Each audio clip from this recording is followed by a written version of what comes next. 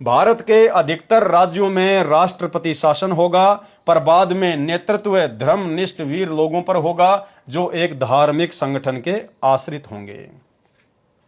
अब यह बहुत ही महत्वपूर्ण भविष्यवाणी है भाई और बहनों। इजराइल के प्रोफेसर हरार के अनुसार जो भविष्यवाणी का जिक्र किया गया है यह बहुत ही इंपॉर्टेंट है। ये वर्तमान समय के लिए है, 2028 के आसपास के लिए ये भविष्यवाणी है कि आने वाले 2 से 3-4 वर्षों में क्या मंजर होगा देश दुनिया में और भारत में।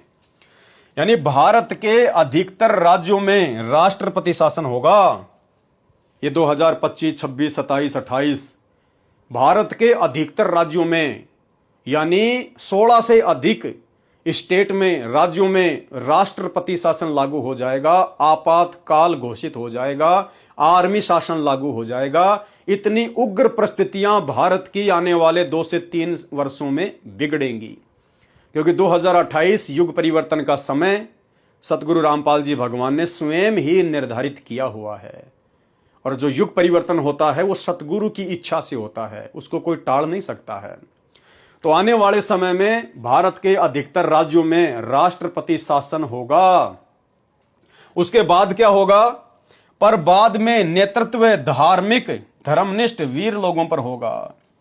उसके बाद में जब परिस्थितियां बिगड़ जाएंगी, ये राजनेता लोग ऊपर हाथ खड़े करके भाग खड़े होंगे, दुनिया इनके कपड़े तक नोच लेगी इनके। उस समय फिर क्या होगा? फिर इन राजनेताओं की बस की बात नहीं है। फिर इस सतगुरु के अनुयायी, इस तत्वदर्शी संत के फॉलोवर जो कि धर्मनिष्ठ हैं, क्योंकि और लोग तो धर्म की परिभाषा जानते ही नहीं है, और तो धार्मिक है ही नहीं, बाकी तो बस इतने से धार्मिक हैं कि नवरात्रे में 9 दिन तो जय दुर्गा जय दुर्गा जय दुर्गा। नवरात्रे के टाइम पे 9 दिन तो साधु बन जाएंगे, सब कोई शाकाहारी बन जाएंगे और जय दुर्गा जय दुर्गा जय दुर्गा। और जैसे ही 9 दिन बीते फिर मांस की दुकान पे जाएंगे और फिर दे मुर्गा दे मुर्गा दे मुर्गा। तो ये लोग तो केवल इतने धार्मिक हैं, वर्तमान के सनातनी जो लोग संत रामपाल जी की शरण से दूर हैं, वो चाहे किसी भी धर्म का हो, किसी भी जाति का हो, किसी भी देश का हो, ये लोग केवल धर्म को इतना ही जानते हैं, इससे ज्यादा नहीं जानते। तो यहां पर जो धर्मनिष्ठ लोगों की बात हो रही है वो उस तत्वदर्शी संत के फॉलोवर की हो रही है। यानी जो परिस्थितियां बिगड़ेंगी, फिर पूरी जो बागडोर है वो तत्वदर्शी संत के हाथ में आ जाएगी। फिर वो तत्वदर्शी संत अपने फॉलोवर को आदेश देगा और फिर उनके अनुसार तत्वदर्शी संत के आशीर्वाद से, गुरुदेव भगवान की दया से, इनके आशीर्वाद से, इनकी शक्ति से फिर जो भगत भाई होंगे वो फिर आगे शासन की बागडोर अपने हाथों में लेंगे। तब धीरे धीरे धीरे धीरे सतगुरु के आशीर्वाद से शांति स्थापना होगी। पर बाद में नेतृत्व धर्मनिष्ठ वीर लोगों पर होगा जो एक धार्मिक संगठन के आश्रित होंगे, जो एक धार्मिक संगठन से जुड़े होंगे। अब यहां पर बहुत सारे भाइयों के मन में शंका हो जाएगी, क्योंकि सतलोक आश्रमों से जुड़े हुए जितने भी लोग हैं, इन लोगों के दिमाग में एक चीज डाल रखी है पुस्तकों में लिख लिख के सतलोक आश्रम वालों ने कि राष्ट्रीय समाज सेवा समिति, राष्ट्रीय समाज सेवा समिति। नहीं, यहां पर किसी राष्ट्रीय समाज सेवा समिति के लिए नहीं कहा गया है। धार्मिक संगठन, यानी हमारे गुरुदेव भगवान का जो यथार्थ 13वां कबीर पंथ है, यह दुनिया का सबसे बड़ा धार्मिक संगठन है, जो सन 1994 में ही सतगुरु रामपाल जी भगवान ने खड़ा कर दिया। और वे ही लोग धर्मनिष्ठ हैं जो सतगुरु के द्वारा सन 1994 में खड़े किए गए धार्मिक संगठन में उनके प्रत्येक नियम और मर्यादाओं में रहकर भक्ति कर रहे हैं। वही वीर लोग हैं और वही धर्मनिष्ठ लोग हैं, क्योंकि मर्यादाओं का पालन कर रहे हैं इसलिए उनको धर्मनिष्ठ कहा गया है, और वीर इसलिए कहा गया है क्योंकि मर्यादाओं का पालन वही कर सकता है जो संघर्ष करेगा। तो ये काम भी आज सत्सेवक भाई बहन ही अपने गुरुदेव भगवान के आशीर्वाद से कर रहे हैं। बाकी यहां पर जो धार्मिक संगठन की बात कही गई है वो किसी राष्ट्रीय समाज सेवा समिति या सतलोक आश्रम मैनेजमेंट वालों की तरफ संकेत नहीं है, इस बात को ध्यान रखना। अगर राष्ट्रीय समाज सेवा समिति के लिए या सतलोक आश्रम वालों के लिए अगर यहां पर संकेत होता तो 2014 बरवाला कांड के बाद गुरुदेव ने मीडिया के सामने, पूरी दुनिया के सामने उस मनमुखी धार्मिक संगठन राष्ट्रीय समाज सेवा समिति का तो बहिष्कार कर दिया। गुरुदेव ने मना कर दिया कि ये समिति मेरी नहीं है, मेरी समिति में इस प्रकार से गुंडे लोगों का कोई काम नहीं होगा। जिस प्रकार से इन्होंने बरवाला कांड में काले कपड़े पहन के गुंडे बन के और केवल मेरी बदनामी करवाई है, बरवाला कांड ही करवाया है। तो सुनिए छोटा सा इंटरव्यू गुरुदेव भगवान का बरवाला कांड के बाद, जब मीडिया वाले ने पूछा कि बाबा आश्रम के बाहर जो इतने गुंडे खड़े थे, इतने लठ वाले खड़े थे, तो गुरुदेव ने कहा कि वो मेरे नहीं थे, वो राष्ट्रीय समाज सेवा समिति के थे। तो मीडिया वालों ने कहा कि बाबा समिति भी तो आपकी है। तो गुरुजी ने मना कर दिया, नहीं समिति मेरी नहीं है। तो गुरुजी ने तो उसको 2014 में कैंसिल कर दिया, उसका तो बहिष्कार कर दिया। तो वो धार्मिक संगठन नहीं है, वो तो काल के द्वारा बरवाला कांड करवाने के लिए गुरुजी के परिवार में कुप्रेरणा करके खड़ा किया गया एक अधार्मिक संगठन था, जो अपने गुरुजी की बातों को महत्व कम देता था और अपनी मनमानियों को ज्यादा लागू कर रहा था। सुनिए। आपके ऊपर इतने इल्जाम है सर, आपके ऊपर इतने इल्जाम झूठे कैसे हैं आपके ऊपर? आपके गुंडे इतने खड़े थे वहाँ पे, हजारों आदमी हरियाणा पुलिस से। मेरे नीचे राष्ट्रीय समाज सेवा समिति नहीं तो आपकी समिति है। अरे आपकी समिति है बाबा, आप अपने आप को संत कहते हैं, आप संत कहना लायक भी है? आप आपसे भी जवाब दीजिए। आपके वहाँ इतनी फोर्स, इतने गुंडे, इतने आर्मी खड़ी है हरियाणा पुलिस के ऊपर। भारत के अधिकतर राज्यों में राष्ट्रपति शासन होगा, पर बाद में नेतृत्व धर्मनिष्ठ वीर लोगों पर होगा, जो एक धार्मिक संगठन के आश्रित होंगे। धार्मिक संगठन यानी 13वें कबीर पंथ से जुड़े होंगे और सतगुरु रामपाल जी भगवान के आश्रित होंगे। नंबर 7, नॉर्वे के श्री आनंदाचार्य की भविष्यवाणी के अनुसार सन 1998 के बाद एक शक्तिशाली धार्मिक संस्था भारत में प्रकाश में आएगी। यानी सन 1994 से सतगुरु रामपाल जी भगवान ने अपना ज्ञान प्रचार करना शुरू किया और धीरे धीरे फिर इनका जो है उजागर होने लगा, धीरे धीरे प्रकाश में आने लगे। जिसके स्वामी एक गृहस्थ व्यक्ति की आचार संहिता का पालन संपूर्ण विश्व करेगा। यानी परमेश्वर ने जो एक गृहस्थ व्यक्ति की भूमिका निभाई है आप और हमें अध्यात्म समझाने के लिए, जो एक कलयुगी जो परिवार की भूमिका निभाई है, उनकी आचार संहिता को, उनके विचारों को पूरा विश्व मानेगा, पूरा विश्व उसका पालन करेगा। धीरे धीरे भारत औद्योगिक, धार्मिक और आर्थिक दृष्टि से विश्व का नेतृत्व करेगा।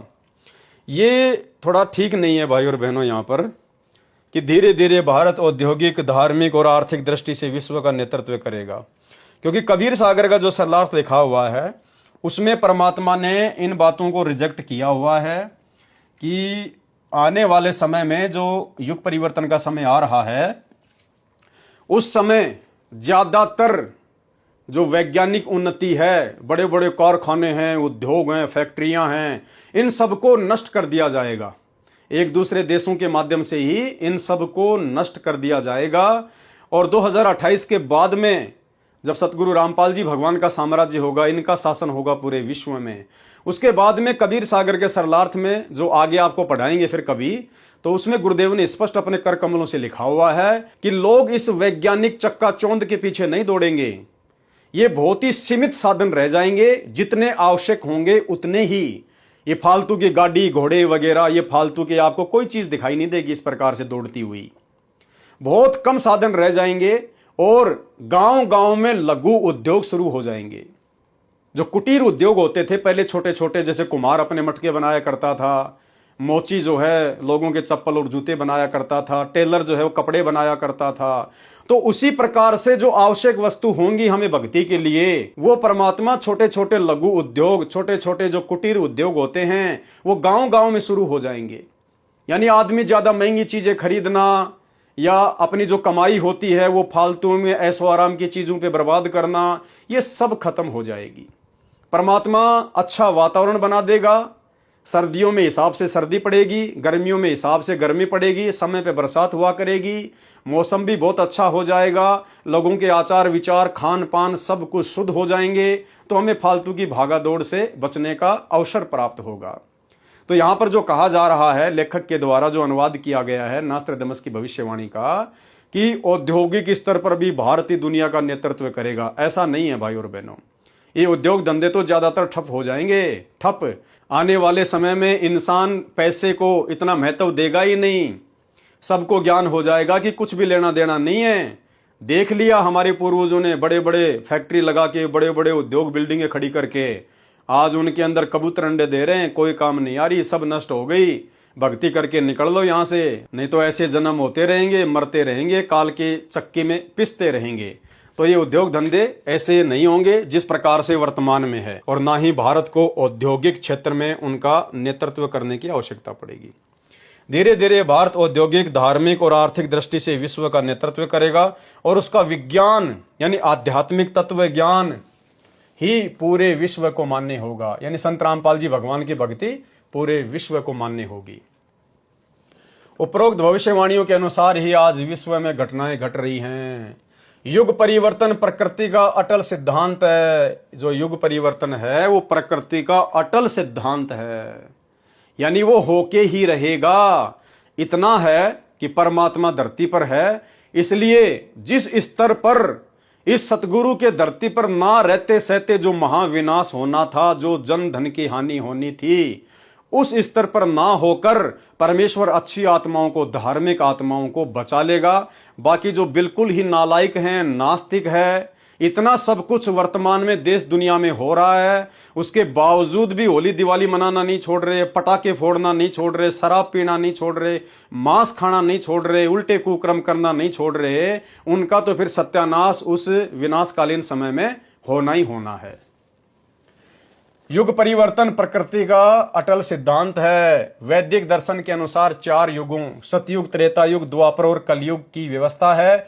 जब पृथ्वी पर पापियों का एक छत्र साम्राज्य हो जाता है, वर्तमान में पृथ्वी पर पापियों का एक छत्र साम्राज्य हो चुका है। आपको भ्रष्टाचार, रिश्वतखोर, काला बाजारी, मिलावट, चोरी, जारी, बलात्कार, ये आपको हर तरफ देखने को मिलेगी। पूरी दुनिया को इन बुराइयों ने ढक लिया है। ये राजनेता, कितना भ्रष्टाचार है इस राजनीति में, न्यायालयों में कितना भ्रष्टाचार है।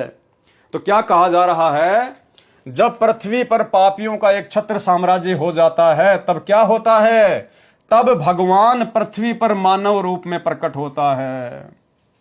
तब भगवान पृथ्वी पर मानव रूप में प्रकट होता है, और वेद भी इसी बात की गवाही देते हैं। तो आज वही भगवान, वही कबीर भगवान पृथ्वी पर 8 सितंबर 1951 को मानव रूप में प्रकट हो चुके हैं, क्योंकि भगवान के अलावा यहां पर शांति की स्थापना करना केवल एक कल्पना है, कल्पना। तो स्पष्ट कर दिया भाइयों और बहनों, यहां पर कुछ नहीं लिखा गया कि वो सतपुरुष का अनुयायी प्रकट होगा या उस परमेश्वर का कोई अनुयायी प्रकट होगा।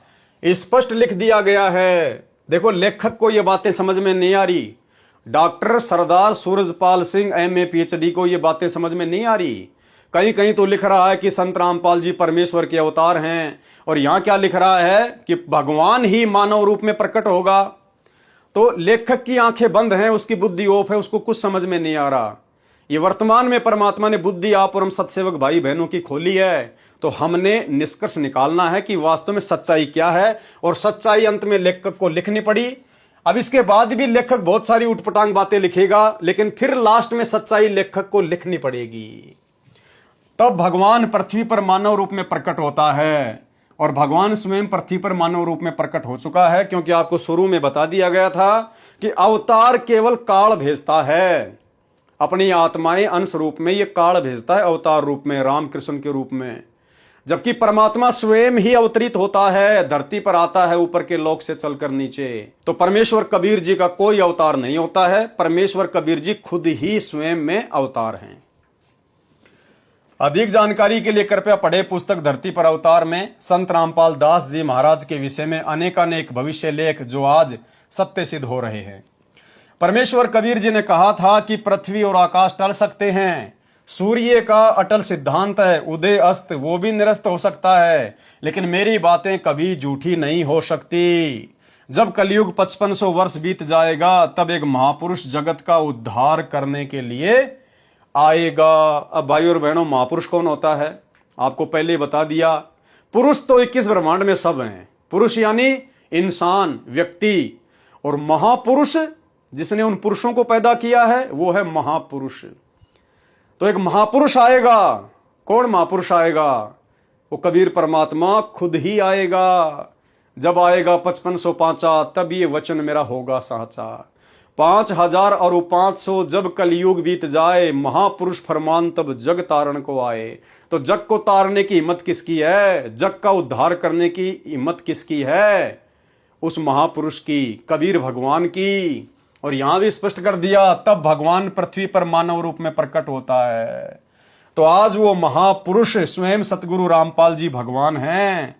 और एक सत्संग में गुरुदेव भगवान ने स्पष्ट कर रखा है, इसी वाणी का हवाला देते हुए कि 5000 और 500 जब कलयुग बीत जाए, महापुरुष फरमान तब जग तारण को आए।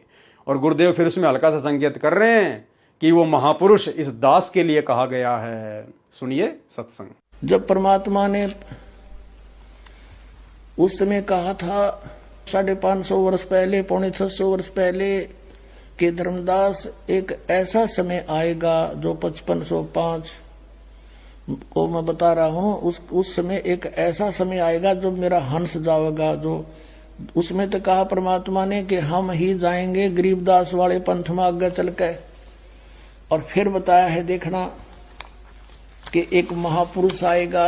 यानी परमात्मा बार बार नो कहे, जैसे यहाँ आए थे जो बार बार नो कहते मैं भगवान हूं, कोई नहीं माने, तो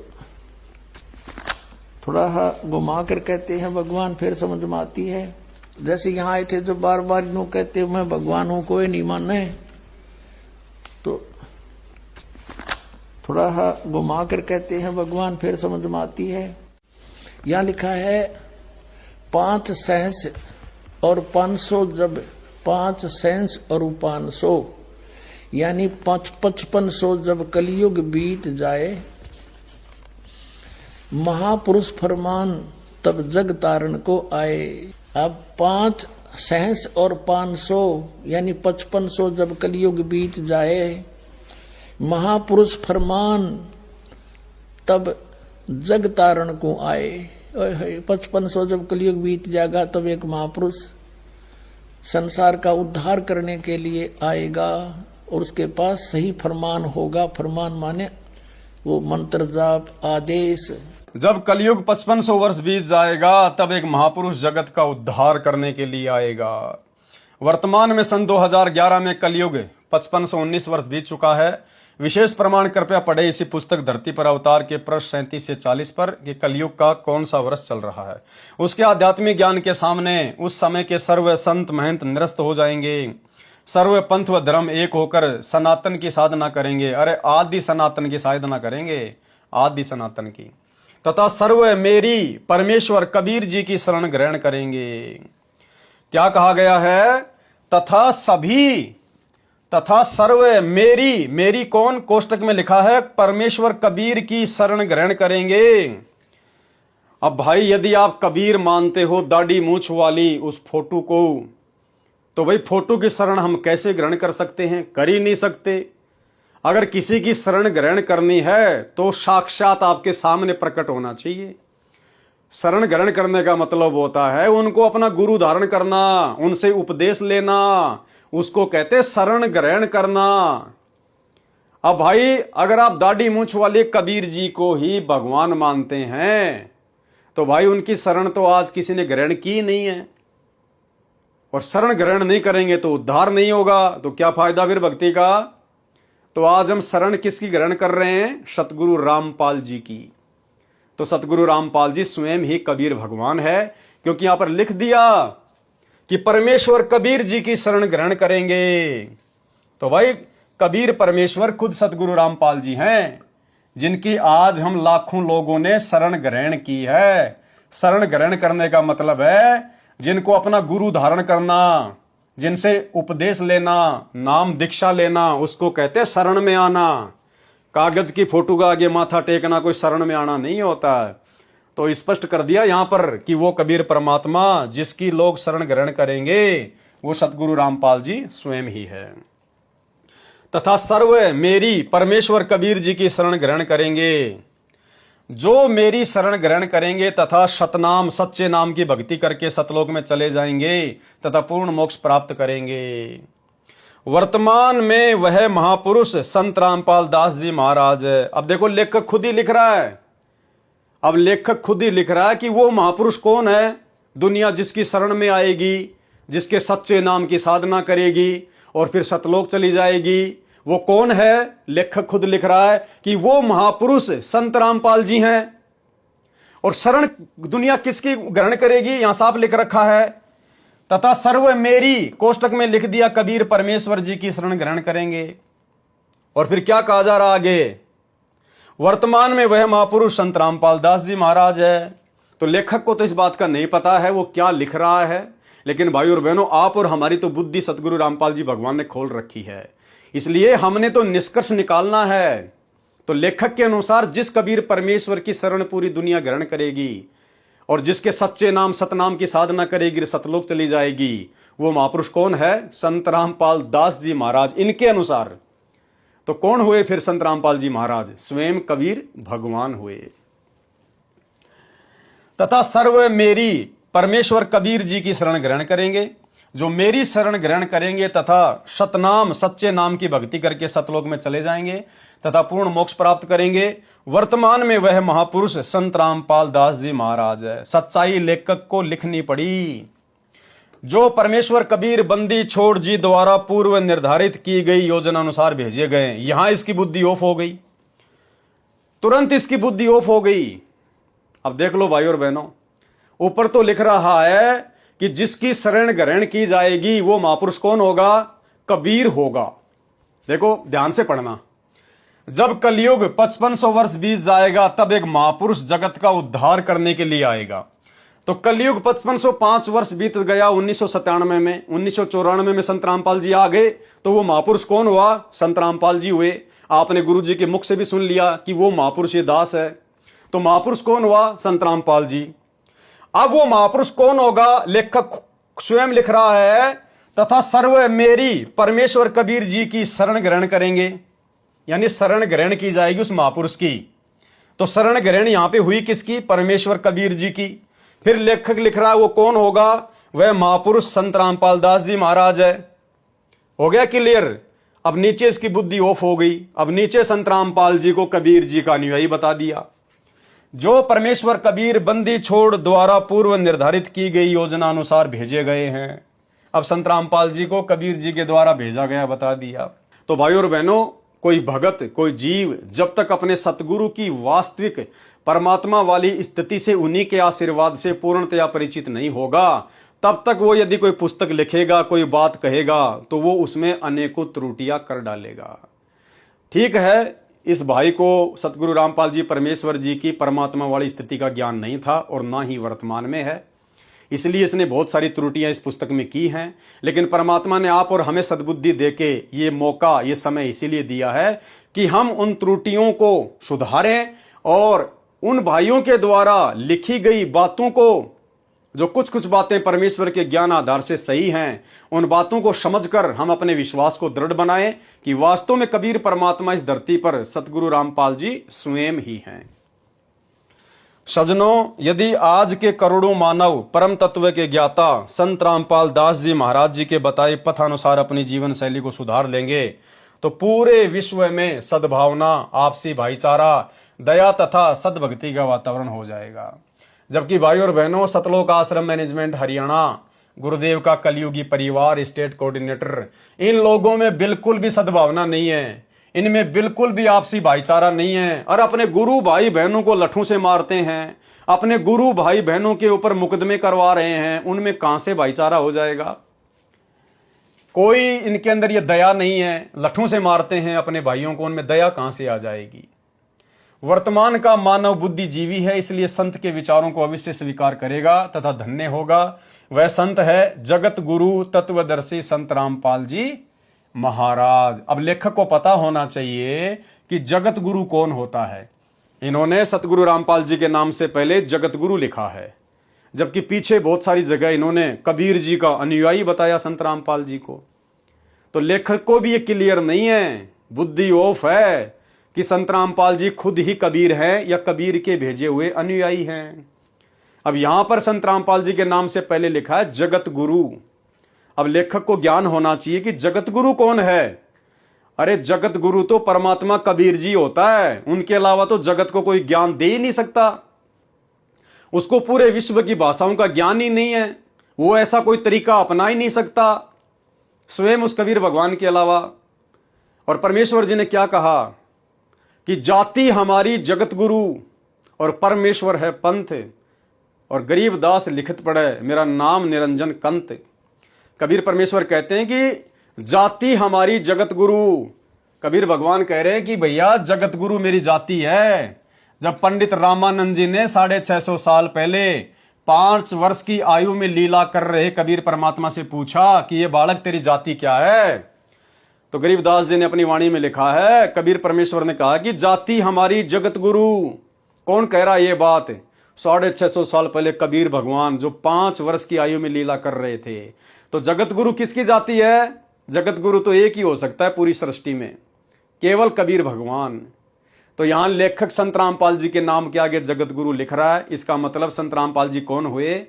परमेश्वर, कबीर जी, कबीर भगवान, जगत गुरु तत्वदर्शी संत रामपाल जी महाराज। हे भोले मानव कुछ विचार कर। हे भोले मानव, इस पुस्तक के लेखक आप भी कुछ विचार करो भाई। संत रामपाल दास जी महाराज आपके उद्धार के लिए कितना संघर्ष कर रहे हैं। आप किन्हीं स्वार्थियों के द्वारा फैलाई गई झूठी अफवाहों के कारण उन्हें गालियां दे रहे हो, बुरा भला कह रहे हो, पाप के भागी हो रहे हो और अपना अनमोल मानव जीवन नष्ट कर रहे हो। संत रामपाल जी महाराज आपके लिए अमृत रूपी आध्यात्मिक ज्ञान की वर्षा कर रहे हैं, जिसे खोजने से भी मानव प्राप्त नहीं कर सकता।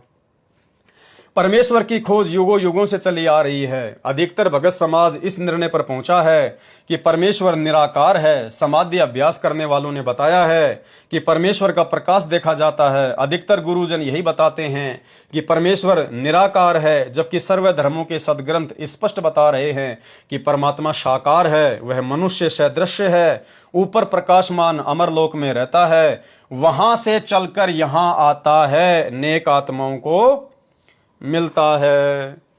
अब बताओ, अर्थात वहां से चलकर परमात्मा आता है, अपने नेक आत्माओं को मिलता है। यानी ये नहीं लिखा गया कि परमात्मा वहां से अपनी आत्माओं को भेजता है, अपने अंश अवतार भेजता है और यहां आकर अच्छी आत्माओं को मिलता है, क्योंकि परमेश्वर समर्थ है। समर्थ का काम उसी को साजे और करे तो मूर्ख बाजे। सतलोक में रहने वाली आत्मा भी जीव हैं उस परमेश्वर के आगे, और आप और हम भी जीव हैं, और जीव जीव को पार नहीं कर सकता, इसलिए परमात्मा स्वयं ही अवतार रूप में आता है, वहां से चलकर यहां आता है, नेक आत्माओं को मिलता है। प्रत्येक धर्म के व्यक्ति तथा गुरुजन अपने अपने सदग्रंथों को सत्य मानते हैं कि परमात्मा की यथार्थ स्थिति तथा प्राप्ति विधि इन पवित्र सदग्रंथों में वर्णित है।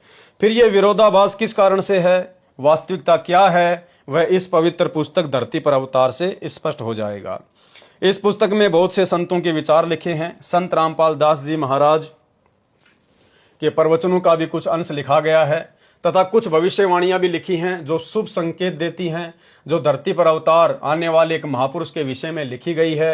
एक विशेष रहस्यमयी अमरवाणी जय गुरुदेव पंथ मथुरा के प्रवर्तक कहे जाने वाले संत तुलसीदास जी ने 28 अगस्त 1971 को अपने अमृत वचनों में कही, जो शाकाहारी पत्रिका में छपी, कि उस महापुरुष का जन्म भारतवर्ष के एक छोटे से गांव में हो चुका है। यानी सतगुरु रामपाल जी परमेश्वर जी की तरफ संकेत है कि भारत के एक छोटे से गांव में जन्म हो चुका है। अब देखो भाई और बहनों, ये जो भविष्य वक्ता होते हैं ये कोई भगवान नहीं है, कोई परमात्मा नहीं है। इनको भी नहीं पता कि परमात्मा स्वयं प्रकट होता है या वो जन्म लेता है, नहीं। उसके विषय में भी यजुर्वेद अध्याय 40 मंत्र 10 में बताया गुरुदेव भगवान ने कि कोई तो कहता है कि वो जन्म लेता है, कोई कहता वो जन्म नहीं लेता। तो कहते हैं उसकी भी वास्तविक जानकारी वो धीरा नाम संत ही बताएगा, वो तत्वदर्शी संत ही बताएगा। तो सतगुरु रामपाल जी भगवान ने आज हमें आके बताया कि परमेश्वर कभी भी मां के गर्भ से जन्म नहीं लेता। ना सतगुरु जननी जने जाके माना बाप, पिंड ब्रह्मंड से रहित है नाम आती नो ताप। तो चाहे जय गुरुदेव हो चाहे अन्य भविष्य वक्ता हो, उनको भी केवल परमात्मा की स्थिति का इतना ही ज्ञान है, आधा अधूरा। उस महापुरुष का जन्म भारतवर्ष के छोटे से गांव में हो चुका है। वह व्यक्ति मानव इतिहास का सबसे बड़ा व्यक्ति बनेगा। वह महापुरुष नया विधान बनाएगा, यानी नया संविधान बनाएगा, नए नियम बनाएगा। वह विश्व के संपूर्ण देशों पर लागू होगा। उसका एक झंडा होगा, उसकी एक भाषा होगी। इसके पश्चात श्री तुलसीदास जी से श्रद्धालुओं ने पूछना चाहा कि वह व्यक्ति जिसका जन्म अपने देश में हो चुका है वह कहाँ है, उसका पता भी बताओ। तब 7 सितंबर 1971 को जय गुरुदेव पंथ के मुखिया श्री तुलसीदास जी ने अपने अमृत वचनों में फिर कहा कि वह अवतार जिसकी लोग प्रतीक्षा कर रहे हैं, वह अवतार जिसकी लोग प्रतीक्षा कर रहे हैं। आज 7 सितंबर 1971 को 20 वर्ष का हो चुका है। यदि उसका पता बता दूं तो लोग उसके पीछे पड़ जाएंगे। समय आने पर सबको अपने आप पता चल जाएगा। सजनों, जय गुरुदेव पंथ के मुखिया ने तो वर्तमान वाणी तथा भविष्यवाणी दोनों ही कह दी है।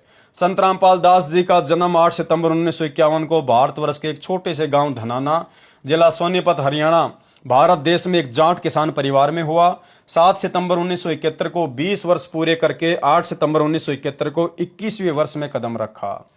इसलिए वे महापुरुष धरती पर अवतार संत रामपाल दास जी महाराज हैं। अब ये परमात्मा जी का ये पैन कार्ड है, इनकम टैक्स डिपार्टमेंट वाला, आयकर विभाग का, और ये हमारे पूज्य गुरुदेव भगवान का स्वरूप है। ये गुरुदेव भगवान के पैन कार्ड नंबर हैं BC0PP9342P। ये गुरुदेव भगवान के ओरिजिनल सिग्नेचर हैं और ये नाम लिखा हुआ है संत रामपाल नंदराम, और ये डेट ऑफ बर्थ है भाई और बहनों। ये यहाँ के डॉक्यूमेंट्स के अनुसार परमात्मा का डेट ऑफ बर्थ है, और आध्यात्मिक दृष्टि से ये परमात्मा का वो प्रकट दिवस है 8/9/1951, यानी 8 सितंबर 1951, जो कि जय गुरुदेव पंथ के प्रवर्तक श्री तुलसीदास जी जो कि शरीर छोड़कर जा चुके हैं, ये उनकी भविष्यवाणी पर एकदम खरी उतरती है। और उनकी भविष्यवाणी के अनुसार आज पूरे विश्व में कोई भी ऐसा साधु संत महात्मा नहीं है जो 7 सितंबर 1971 को पूरे 20 वर्ष का हो जाता है। केवल सतगुरु रामपाल जी परमेश्वर हैं। तो ये हमारे विश्वास के लिए काफी है, जिसका जिक्र गुरुदेव ने भी कई बार अपने सत्संगों में किया है। परमात्मा सतलोक में रहता है, वहां से चलकर सहशरीर यहां पृथ्वी पर आता है। यानी परमात्मा सहशरीर आता है, जन्म नहीं लेता है, किसी को भेजता नहीं है। जब परमात्मा पृथ्वी पर अवतरित होता है, अवतरित यानी स्वयं ही अवतार रूप में आता है, उस समय अपने रूप को सरल कर लेता है, अर्थात हल्का तेज युक्त कर लेता है। क्योंकि परमेश्वर जी का शतलोक में जो नूरी रूप है वो कितना तेजोमय है। गुरुदेव ने हमें बताया कि 3.5 करोड़ रोमकूप होते हैं इस मनुष्य बॉडी के अंदर। और गुरुदेव भगवान के, सतगुरु रामपाल जी भगवान के, कबीर परमेश्वर के एक रोमकूप में 1 करोड़ सूरज, 1 करोड़ चंद्रमा, इससे भी ज्यादा रोशनी, इतनी शीतलता, इतना प्रकाश उनके शरीर में है। हम तो यहाँ पर दिन के 12 बजे एक सूरज की तरफ ध्यान से नहीं देख सकते, आंखें बंद हो जाती हैं। इसलिए परमात्मा जब धरती पर आता है, प्रकट होता है, तो अपने उस तेजोमय रूप को हल्का करके आता है। उसके ऊपर अपनी शक्ति से, अपनी पावर से, अपने शब्द से एक ओवरकोट डाल के आता है, ताकि हम उनको देख सकें, उनके नजदीक जा सकें, उनकी बातों को सुन सकें, उनके ज्ञान को समझ सकें। और नित्य नियम के लास्ट में परमात्मा हमें क्या कहते हैं? धन सतगुरु उपदेश देवा, 84 ब्रह्म मेट ही, और तेज पुंज अन्य दे धरकर इस विध हमको भेंट ही। ये परमात्मा, हे गुरुदेव सतगुरु रामपाल जी भगवान, आप धन्य हैं जो आपने हमें उपदेश दे दिया, 84 लाख योनियों का कष्ट मिटा दिया, और आप अपने तेजोमय रूप को हल्का करके एक ओवरकोट डाल के परमात्मा यहाँ पर मनुष्य सदृश से यहाँ पर प्रकट होते हैं। धन सतगुरु उपदेश देवा, 84 ब्रह्म मेट ही, और तेज पुंज अन्य दे धरकर इस विध हमको भेंट ही। तो आज अपने तेज पुंज के शरीर को हल्का करके सतगुरु रामपाल जी भगवान स्वयं ही कबीर परमात्मा आप और हमारे सतगुरु रूप में प्रकट हैं। जब परमात्मा पृथ्वी पर अवतरित होता है, उस समय अपने रूप को सरल कर लेता है। यहां पर यह नहीं लिखा गया कि जब परमात्मा अपनी किसी आत्मा को सतलोक से नीचे भेजता है तो उसके रूप को हल्का कर देता है। कोई आत्मा वात्मा का जिक्र नहीं है, क्योंकि परमात्मा स्वयं समर्थ है, उसको कोई अवतार भेजने की आवश्यकता नहीं है। काल तो समर्थ नहीं है, उसको तो श्राप लगा हुआ है, वो स्वयं नहीं आ सकता। इसलिए कभी तो श्री विष्णु को भेज देता है, कभी शंकर को भेज देता है, कभी ब्रह्मा जी को भेज देता है, कभी और अन्य आत्माओं को भेज देता है यहाँ पर। लेकिन ये तो समर्थ भगवान है भाई। जब परमात्मा पृथ्वी पर अवतरित होता है, उस समय अपने रूप को सरल कर लेता है, अर्थात हल्का तेज युक्त कर लेता है। यदि परमेश्वर अपने वास्तविक प्रकाश युक्त शरीर में यहाँ प्रकट हो जाए तो उनको चरम दृष्टि से नहीं देखा जा सकता। चरम दृष्टि यानी ये जो सामान्य हमारी आंखें हैं, इनसे नहीं देखा जा सकता। इसलिए परमेश्वर जब यहां अवतार रूप में आता है, देखो स्पष्ट हो गया भाई और बहनों, इसलिए परमात्मा जब यहां पर अवतार रूप में आता है यानी स्वयं ही अवतरित होता है, किसी आत्मा को नहीं भेजता, अपना कोई अवतार नहीं भेजता, सतलोक से किसी को नहीं भेजता, अवतार रूप में खुद ही आता है। इसलिए परमेश्वर जब यहां अवतार रूप में आता है तो अपने रूप को सरल करके आता है, अपने रूप को सरल करके आता है। जैसे वर्तमान में वही कबीर परमात्मा संत रामपाल जी के रूप में अपने रूप को सरल करके अवतरित हैं। तत्व ज्ञान, आध्यात्मिक ज्ञान का प्रचार करता है तो कौन कर रहा है? वास्तविक तत्व ज्ञान का प्रचार पूरे विश्व में सतगुरु कर रहे हैं। तो कौन हुए? कबीर, स्वयं सतगुरुदेव। तत्व ज्ञान, आध्यात्मिक ज्ञान का प्रचार प्रसार करता है। उस समय परमात्मा कवियों की तरह आचरण करता हुआ विचरण करता है। परमेश्वर गांव गांव जाकर, शहर शहर जाकर अपने तत्व ज्ञान का प्रचार प्रसार कर रहे हैं। 3 दिन तक जो है पाठ की वाणियां परमेश्वर गाते हैं, परमेश्वर बोलते हैं। 650 साल पहले आए तो कबीर वाणियों के माध्यम से, आज आए परमात्मा तो उन्हीं वाणियों को आधार बनाकर गांव गांव जाकर परमेश्वर ने कवियों की तरह आचरण करके लोगों को समझाया। घर घर जाके परमेश्वर ने पाठ प्रकाश किए। कृपया देखें महर्षि दयानंद व उनके भक्तों द्वारा दिए गए वेद मंत्रों के अनुवाद की फोटोकॉपियां, जिनमें उन्हीं के कर कमलों से लिखा गया है कि परमात्मा राजा के समान दर्शनीय है, धूलोक के 3रे पृष्ठ पर विराजमान है। ऋग्वेद मंडल नंबर 9 सूक्त 86 मंत्र 26-27, ऋग्वेद मंडल नंबर 9 सूक्त 82 मंत्र 1-2-3, ऋग्वेद मंडल नंबर 9 सूक्त 1 मंत्र 8-9 तथा अन्य मंत्रों में परमात्मा को साकार तथा एक देशीय कहा है। कृपया प्रमाण के लिए देखें फोटोकॉपी। उपरोक्त वेद मंत्रों की इसी पुस्तक धरती पर अवतार के पृष्ठ 65 से 70 पर। पवित्र वेदों, श्रीमद् भगवद गीता, पवित्र पुराणों, पवित्र श्री गुरु ग्रंथ साहिब, पवित्र बाइबल, पवित्र कुरान शरीफ तथा अन्य आध्यात्मिक साहित्य को जैसे संत रामपाल दास जी महाराज ने जाना व समझा है, यह जन साधारण का काम नहीं है। क्या कह रहा लेखक कि जिस प्रकार से पवित्र वेदों को, पवित्र गीता को, अन्य धर्म ग्रंथों को संत रामपाल जी ने समझाया है और समझा है, यह किसी जन साधारण के बस की बात नहीं है। अब भाई 21 ब्रह्मांड में तो सब जन साधारण ही हैं, सब जीव हैं। तो अगर जन साधारण के बस की बात नहीं है, जीव के बस की बात नहीं है, तो फिर कौन हुए संत रामपाल जी, जिन्होंने सभी धर्म ग्रंथों का नींबू की तरह निचोड़ निकाल के रख दिया है। स्वयं ये कबीर भगवान हैं। ये जन साधारण का काम नहीं है। इनके आध्यात्मिक ज्ञान से स्पष्ट है कि ये सामान्य व्यक्ति नहीं। क्या लिख रहा है लेखक कि ये सामान्य व्यक्ति नहीं है। ऐसे लक्षण अवतारी शक्तियों के ही होते हैं। इस पुस्तक में आप पढ़कर आश्चर्यचकित हो जाएंगे कि प्रत्येक सदग्रंथ का निष्कर्ष निकालकर अन्य संतों, महंतों तथा महर्षियों को किस प्रकार निर्णायक तरीके से बेनकाब किया है। अवतारी शक्ति का एक विशेष प्रमाण आपके समक्ष ये भी है कि संत रामपाल दास जी महाराज संस्कृत नहीं पढ़े हैं, फिर भी श्रीमद् भगवद गीता का यथार्थ अनुवाद करके गहरी नजर गीता में पुस्तक की रचना की है। उस अनुवाद को अन्य अनुवादकर्ताओं से जांच करके देखने से स्वतः सिद्ध हो जाता है कि संत रामपाल दास जी महाराज स्वयं परमेश्वर कबीर साहिब जी ही धरती पर अवतार के रूप में अवतरित हुए हैं। अब भाइयों और बहनों, इस लेखक का कोई सिर पैर नहीं है। इस लेखक का कोई सिर पैर नहीं है, बुद्धि ऑफ है।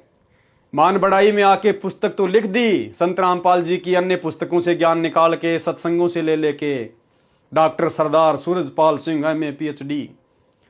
अब कहीं कहीं तो क्या लिख रहा है कि संत रामपाल जी कबीर जी के भेजे गए अवतार हैं, संत रामपाल जी सत्य पुरुष के अनुयायी हैं। और यहां क्या लिख रहा है स्पष्ट रूप से कि संत रामपाल दास जी महाराज स्वयं परमेश्वर कबीर साहिब जी ही धरती पर अवतार के रूप में अवतरित हुए हैं। यानी संत रामपाल जी खुद ही कबीर परमात्मा हैं और ये खुद ही अवतार धारण करके पृथ्वी पर उतरे हुए हैं। और बीच बीच में लिख रहा है कि संत रामपाल जी को कबीर जी ने भेजा है। तो भाइयों और बहनों, ये दोगली सी बातें हैं। आप और हमने केवल निर्णायक ज्ञान को ही अपने अंदर समाहित करना है, क्योंकि परमात्मा कहते हैं चोर चुरावे तुमड़ी गाडे पानी में, वो गाडे व ऊपर आवे सच्चाई छानी ना। तो काल चाहे इन काल प्रेरित भक्तों के द्वारा कितनी पुस्तकें क्यों ना लिखवा दे, कुछ भी मिलावट क्यों ना करवा दे, सच्चाई भी परमात्मा उसी आत्मा में प्रेरणा करके लिखवाई देता है। तो सतगुरु रामपाल जी भगवान ने सच्चाई भी लिखवा दी कि कबीर परमात्मा के रूप में संत रामपाल जी खुद ही अवतरित हैं। इस भाई को लिखना पड़ा कि संत रामपाल दास जी महाराज स्वयं परमेश्वर कबीर साहिब जी ही धरती पर अवतार के रूप में अवतरित हैं। लेकिन ये लोग मानते नहीं है संत रामपाल जी को, कबीर परमात्मा नहीं मानते। ये लोग संत रामपाल जी को कबीर जी का भेजा गया अवतार ही मानते हैं। अगर ये संत रामपाल जी को ही कबीर जी मानते होते तो पुस्तक तो लिखी गई 2011 में, और आज 2024, कितना टाइम हो गया भाई और बहनों, 13 साल हो गई। आज भी ये लोग संत रामपाल जी को कबीर जी का भेजा गया अवतार ही मान रहे हैं। आज भी ये लोग जून के महीने में उसी दाढ़ी मूंछ वाली कबीर जी की फोटो को भगवान मानकर प्रकट दिवस मनाते हैं, और संत रामपाल जी का 8 सितंबर के दिन अवतरण दिवस के रूप में जन्मदिन मनाते हैं। तो लिख क्या रहे हैं और अपने गुरु जी के साथ में व्यवहार क्या कर रहे हैं? जबकि गुरु जी को तो कबीर परमात्मा मानकर, क्योंकि ये हैं ही कबीर भगवान, और फिर भगवान वाली रिहर्सल इनके साथ में करनी है, तब हम पास हो पाएंगे, नहीं तो फेल हो जाएंगे। क्या कह रहे हैं गुरुदेव सत्संग में कि ये आपकी रिहर्सल है, ये आपकी रिहर्सल है। गुरुदेव ने लोमस ऋषि और कागभूषण वाली आत्मा का इस धरती का प्रकरण सुनाते हुए कि जब वो कागभूषण की आत्मा बैठ के लोगों के बीच में सत्संग कर रहा था, और जब उसके गुरुजी आए, पंडित जी आए, तो कागभूषण खड़ा नहीं हुआ ये सोचकर कि ये लोग क्या सोचेंगे। तो शंकर भगवान की भविष्यवाणी हुई, कहा कि यह नालायक है, दुष्ट, तो अपने गुरुजी का आदर सम्मान नहीं कर सकता, मेरे लोक में आकर भी तू ये गंदगी फैलाएगा, 1 लाख साल के लिए नरक भोग। तो उस प्रकरण का हवाला देते हुए फिर गुरुजी ने बताया कि मम संत मुझे ही जान मेरा ही स्वरूपम। गुरुदेव भगवान कह रहे हैं कि कबीर भगवान कह रहे हैं कि मेरे द्वारा भेजे गए संत को भी मुझ कबीर ही मान लेना, और कबीर मानकर ही उसके साथ में आध्यात्मिक रिहर्सल करनी है।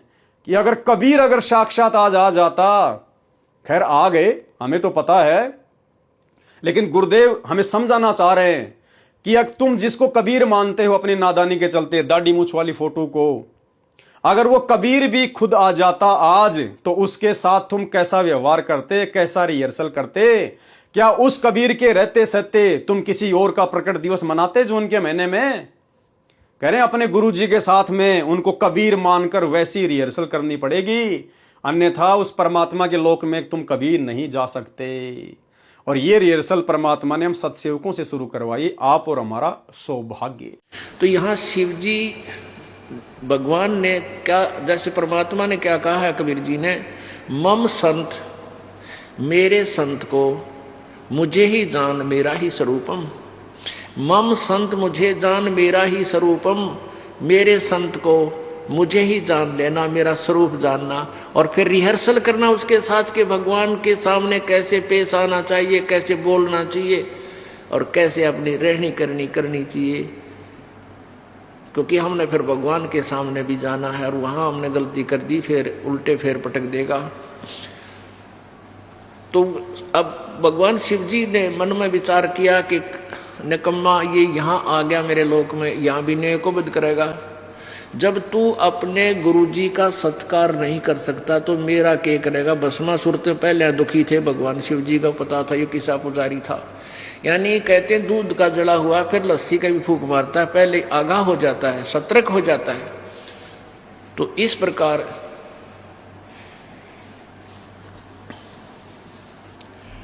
भगवान शिव ने कहा कि जब तू अपने गुरुजी की के प्रति तरह लगाव नहीं है तो मेरी के टाट काटेगा या मेरे भी साथ ऐसे को बद करेगा। तो श्राप दे दिया कि 1 लाख वर्ष तुझे नरक में रखा जाएगा, निकम्मी आत्मा, तो गुरुजी का सत्कार नहीं करता। तो लेखक लिख जरूर रहा है, लेकिन लेखक को खुद को विश्वास नहीं है कि वो कबीर आज धरती पर संत रामपाल जी के रूप में खुद ही प्रकट है, कि संत रामपाल दास जी महाराज स्वयं परमेश्वर कबीर साहिब जी ही धरती पर अवतार के रूप में अवतरित हुए हैं। मेरा जन्म सिख समाज में शहर अमृतसर में हुआ। लेखक डॉक्टर सरदार सूरजपाल सिंह MA PhD क्या लिख रहे हैं? मेरा जन्म सिख परिवार में शहर अमृतसर में हुआ, जो बाद में जहांगीरपुर दिल्ली में रहने लगा। प्रथम बार संत रामपाल दास जी महाराज के विचार सुने तो गले नहीं उतरे। जिज्ञासु बनकर तथा कुछ त्रुटियां खोजने के उद्देश्य से न चाहते हुए भी टीवी चैनल, साधना तथा जी जागरण पर सत्संग सुनता रहा। यानी भाइयों और बहनों, परमात्मा ने अच्छी आत्माओं की पहचान बताई है। जो युगों युगों से परमात्मा की भक्ति करते आ रहे हैं, उनकी परमात्मा ने पहचान बताई है कि ज्ञान का और घाम का चमका सा होता है। जिसने समझना होगा कि ये पूर्ण संत है, इसके पास पूर्ण आध्यात्मिक ज्ञान है, मोक्ष मार्ग है, वो एक झटके में समझ जाता है। उसके बाद तो गुरु जी कहते हो चिकने घड़े हो जाएंगे, चिकने घड़े। और यहां लेखक खुद लिख रहा है कि मैं एक जिज्ञासु बनकर उनके सत्संग सुनता रहा, उनकी त्रुटियां खोजने के मकसद से उनके सत्संग सुनता रहा। तो आगे चलकर ये भाई जिज्ञासु बन गया। जिज्ञासु वो होता है जो इधर उधर से थोड़ा बहुत ज्ञान इकट्ठा करके फिर अपनी महिमा बनाने लग जाए। तो भाई ने जो पुस्तक लिखी है वो इसी मकसद से लिखी है, क्योंकि चिकने घड़े के समान है।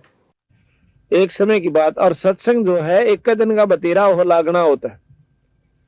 जैसे आम भाषा में कहा करो ना भाई, गाम का ज्ञान का तो चमका ऐसा हो से थोड़े में लाग जाया करो, और तो भाई फिर नहीं लगता, चाहे सारी उम्र फिर तो चिकने घड़े हो जाएंगे। सर्व प्रमाणों को सदग्रंथों में देखकर अपनी शिक्षा का अभिमान त्याग कर संत रामपाल जी को समर्पित होना पड़ा। क्या कह रहा है लेखक कि सारे प्रमाण देखकर और अपनी शिक्षा का अभिमान त्याग कर अंत में संत रामपाल जी के चरणों में समर्पित होना पड़ा। लेकिन भाइयों और बहनों, आत्मा से नहीं हुआ, दिल से फिर भी समर्पित नहीं हुआ। अगर शिक्षा का अभिमान इस पुस्तक के लेखक ने त्याग दिया होता, जैसा कि यहां लिख रहा है, तो इस पुस्तक के लेखक के रूप में अपने नाम के आगे MA PhD नहीं लिखता। क्या जरूरत थी भाई आपको MA PhD लिखने की? क्या जरूरत थी MA PhD लिखने की? अरे ज्ञान जिसको समझ में आ गया वो तो लाखों पुस्तक लिख दे ऐसी परमात्मा की।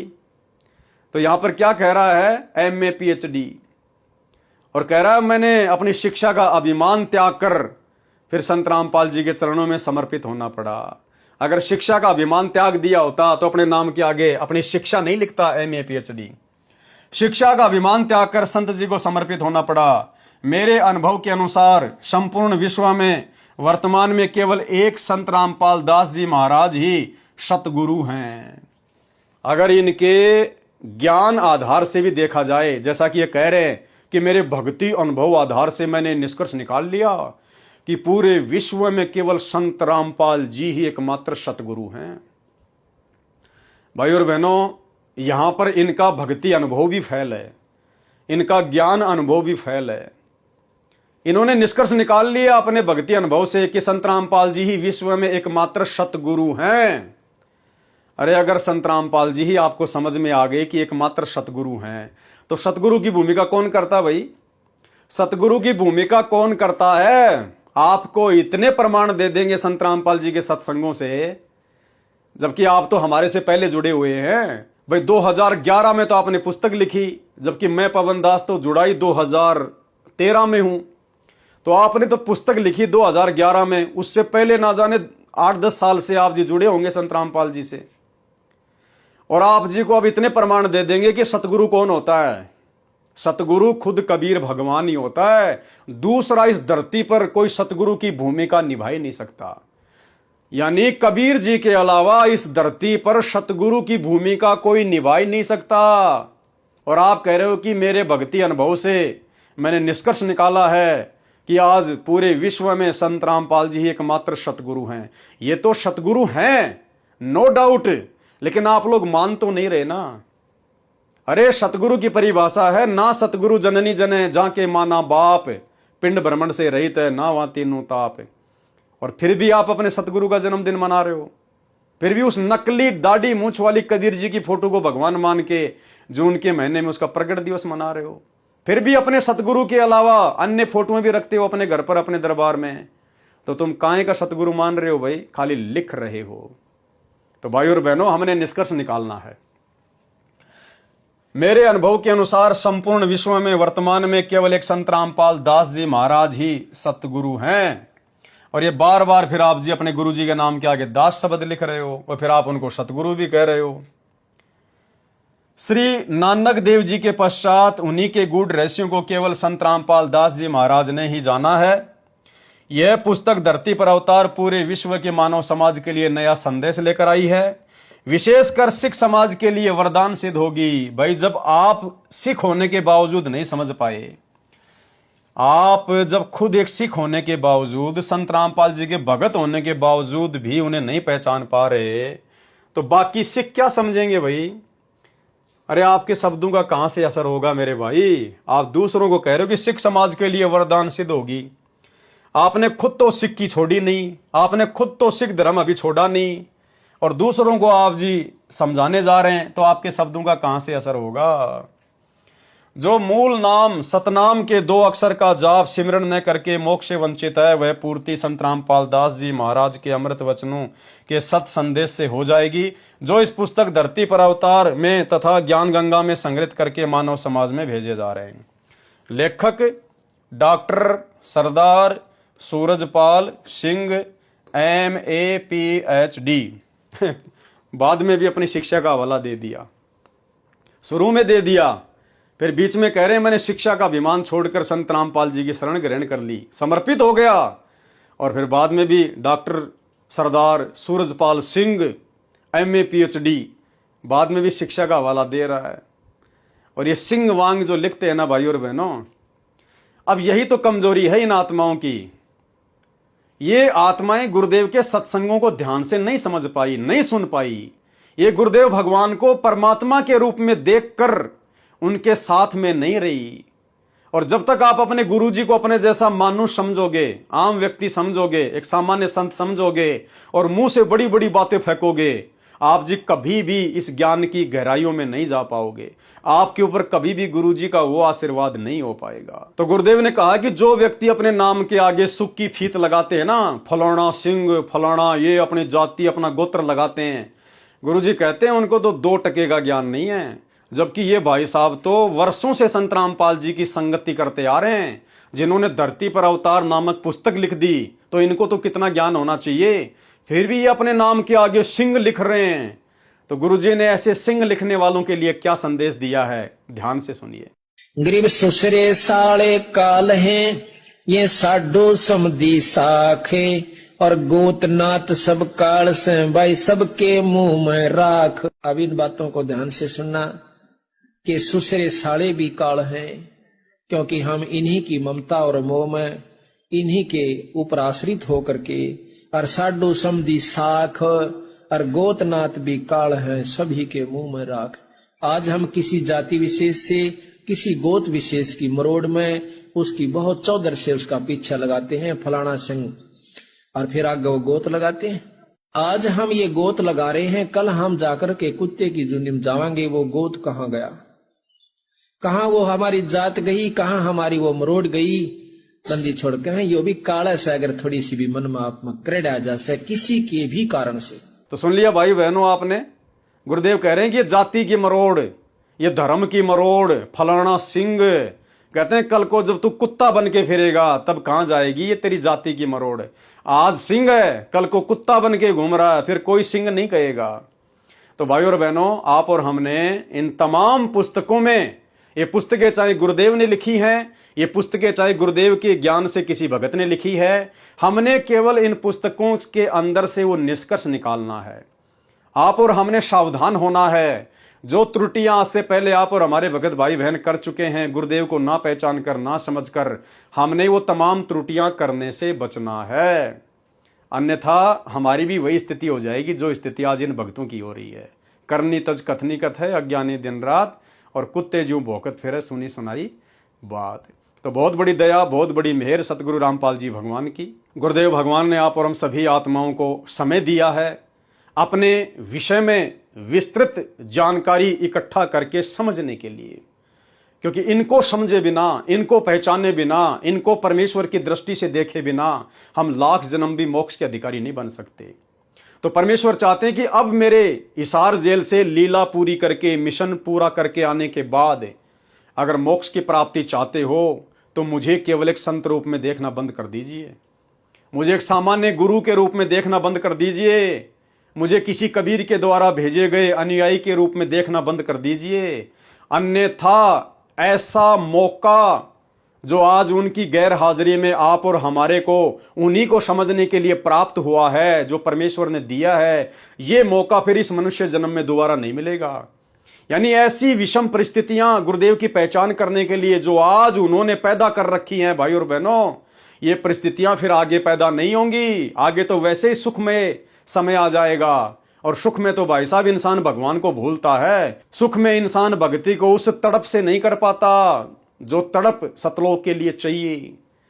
तो भाई और बहनों, मौका है, परमात्मा ने दया बख्शी है, सबसे बड़ी मेहर, सबसे बड़ी रजा उनकी, अपनी लाखों की करोड़ों की संगत में से केवल हम चंद सत्सेवकों के ऊपर, जो भगवान ने हमें इतनी विस्तृत जानकारी हमारी जरा सी बुद्धि खोल के उपलब्ध करवा दी है। और आज हमें संत रामपाल जी के अंदर गांव धनाना, जिला सोनीपत, हरियाणा के नंदराम के बेटे रामपाल जाट की नहीं दिखाई देती।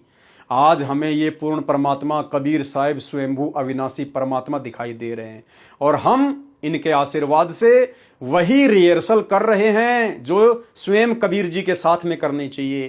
क्योंकि हमें दिल से पता चल गया, हमारी आत्मा ने स्वीकार कर लिया कि हमारे गुरुदेव स्वयं ही कबीर भगवान है। और जब तक कबीर जी को कबीर जी की दृष्टि से नहीं लोगे, कबीर जी कभी भी आपके ऊपर अपनी वो रजा नहीं बख्शेंगे जिस रजा से हमारा पूर्ण मोक्ष हो जाए।